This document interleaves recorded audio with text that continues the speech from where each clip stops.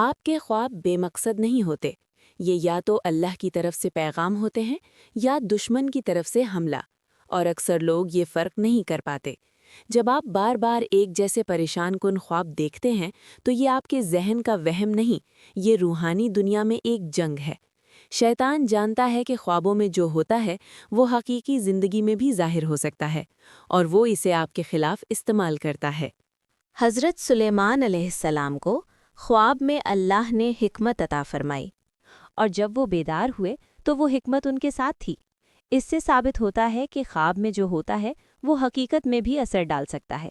آپ کے خواب دراصل روحانی دنیا کی CCTV فوٹیج ہیں۔ اگر آپ نے ابھی تک ہمارا چینل سبسکرائب نہیں کیا تو سبسکرائب کرنا مت بھولیں۔ اب آتے ہیں ان مخصوص خوابوں کی طرف جو بتاتے ہیں کہ آپ پر جادو کا حملہ ہو رہا ہے۔ انجان لوگوں یا جانوروں کا پیچھا کرنا۔ جب آپ خواب میں دیکھیں کہ کوئی انجان شخص یا جانور آپ کا پیچھا کر رہا ہے تو یہ آپ پر روحانی حملے کی علامت ہے۔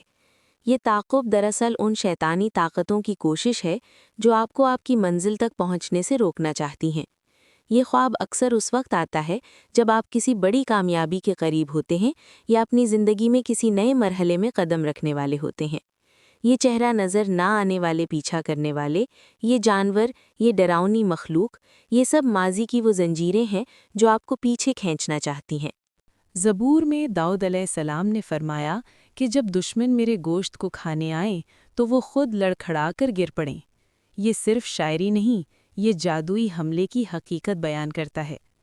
اس خواب کے بعد آپ کی دعا یہ ہونی چاہیے: ہر پیچھا کرنے والی طاقت کو اللہ کے نام پر روکنے کا حکم دیں۔